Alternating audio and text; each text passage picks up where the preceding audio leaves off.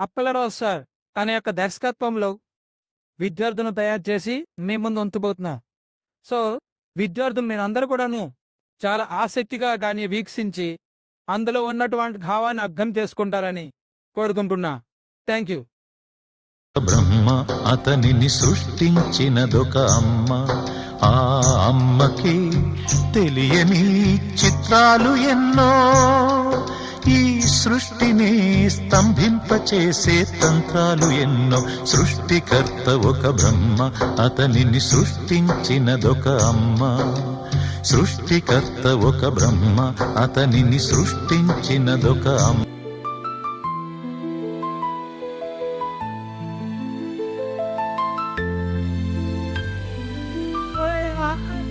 ఎప్పుడొస్తావురా? Makeup మీ graph పేరొచ్చి వస్తుంది. త్వరగారా, త్వరగారా.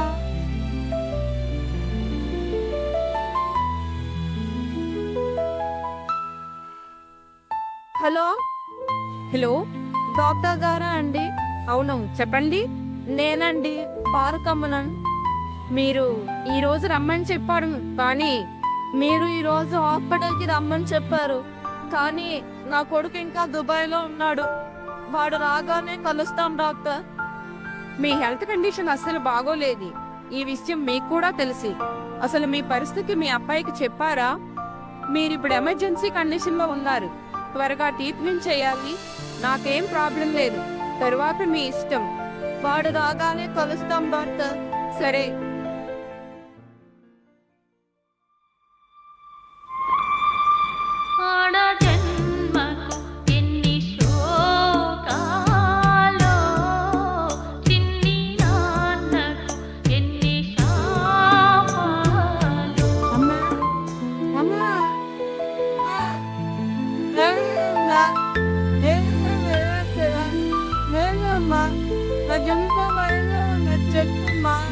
ఆరోగ్యం అంతే బాధలేదు. డాక్టర్ చూపించవా? సుధా, సుధా, సత్తు తేడానికి బజార్కు వెళ్ళినట్టుంది. నీకు అవ్వట్లేదు, నాకు ముందే ఎందుకు చెప్పలేదు? శేషను పాల దేశంలో ఎన్ని ఇబ్బందులు పడుతున్నావో ఏమో, నీకు చెప్పి బాధ పెట్టడం ఎందుకని. పద డాక్టర్ చెప్పి.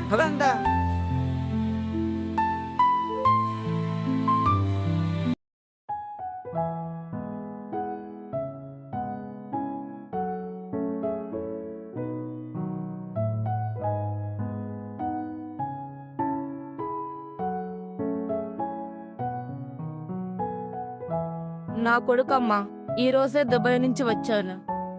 మీ అమ్మగారి హెల్త్ కండిషన్ ఎలా ఉందో తెలుసా మీకు? ఉద్యోగాలు డ్యూటీలు అవసరమే, ముఖ్యమే, కాలనెక్కలేదు. ఒకసారి కుటుంబం గురించి కూడా ఆలోచించారు కదా అండి. మీరు వచ్చే వరకు ప్రాణం ఆగుతుందా? కొంచెము కూడా మీకు రెస్పాన్సిబిలిటీ లేకపోతే ఎలా? సారీ డాక్టర్, నిజంగా నాకు తెలియదు. తెలుసుంటే ఇంత నెగ్లెక్ట్ చేసేవాడిని కాదు. మా అమ్మ అంటే నాకు ప్రాణం doctor. Okay okay, cool down. మా అమ్మగారి మీరు కాస్త బయట ఇచ్చేయండి. కండిషన్ ఎలా ఉంది డాక్టర్? మీ అమ్మగారి కండిషన్ అస్సలు బాగాలేదు. ఆమెకు అర్జెంట్ గా ఆపరేషన్ చేయించాలి. దీనికి సుమారుగా 10 లక్షలు ఖర్చు అవుతుంది. మీరు ఎంత త్వరగా అడ్మిట్ చేస్తే అంత మంచిది. 10 లక్షలా? ఓకే డాక్టర్, మనీ అరేంజ్ చేస్తాం, వస్తా. ఓకే ఓకే, నా వేడి మెడిసిన్ రాశాను, దాన్ని కంటిన్యూ చేయండి. సరే డాక్టర్.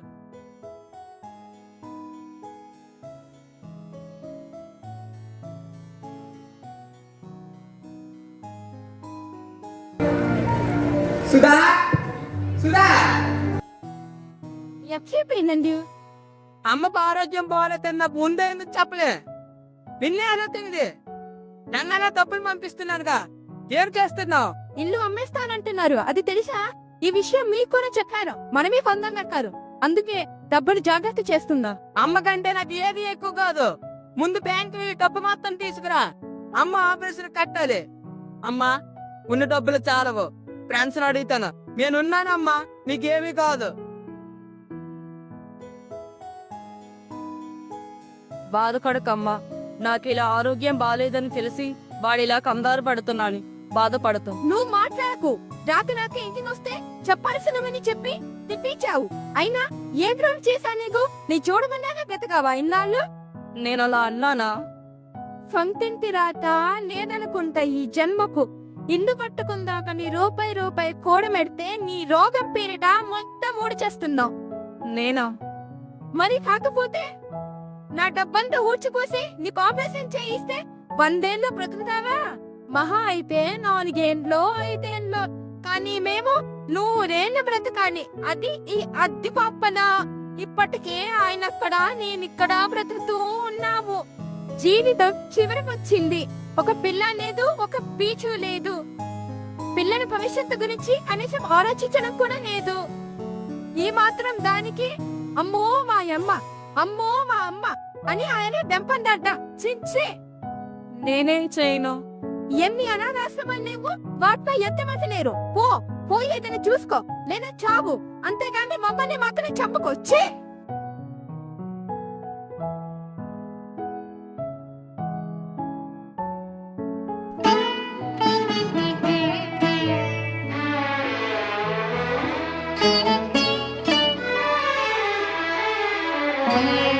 ఇదేలే తరతరాల చరితం, జ్వలించే జీవితాల కథనం.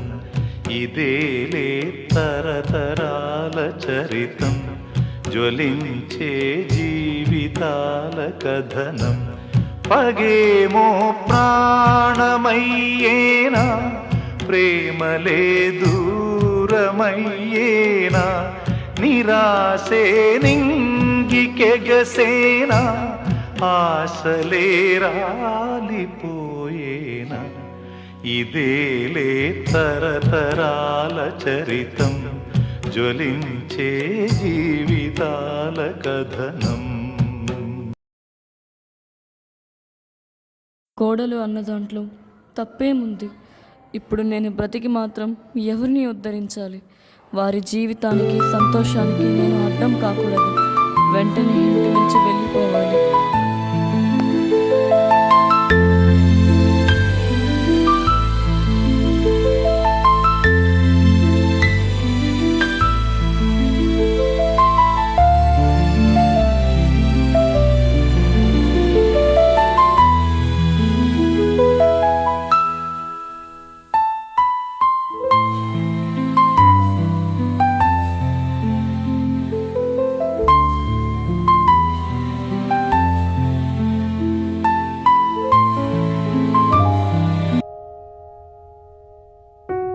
సుధా, సుధా, అమ్మ ఎక్కడా? ఎప్పుడు అమ్మా అమ్మా అమ్మా. మేమాత్రం అవసరం కాదా? అమ్మ ఎక్కడా ఉందో సచ్చిందో ఎటుపోయిందో నాకేం తెచ్చు. సుధా,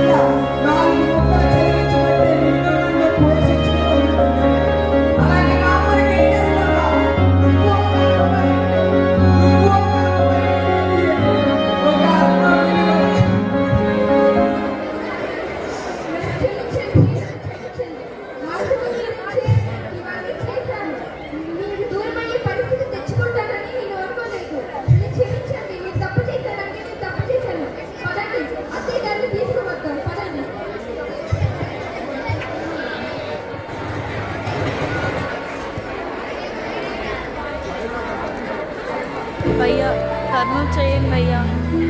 భయ్యా కర్ణం చేయండి అయ్యా.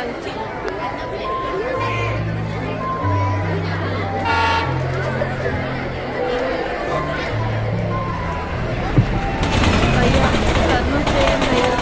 కర్ణం చేయండి అయ్యా. కర్ణం చేయండి అయ్యా. కర్ణం చేయండి అయ్యా.